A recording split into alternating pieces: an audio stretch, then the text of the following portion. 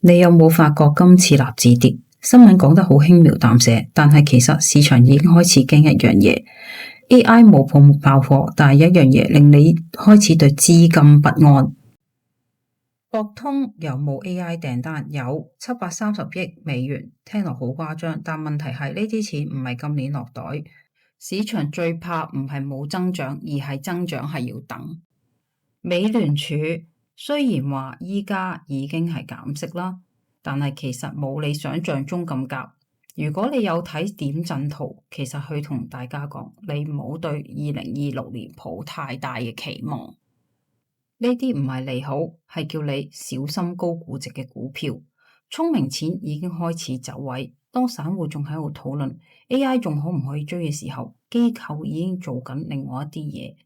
佢哋唔係睇淡，只係唔再 all in。所以今次納指跌唔係一個意外，係一個提醒。問題係呢個提醒會唔會變成一個真正嘅回調？如果你想我幫你拆解 AI 股納指走勢 TradingView 技術位，請你撳 Like、Subscribe 或者係 join 我哋嘅 VIP 就可以睇到 Part 2啦。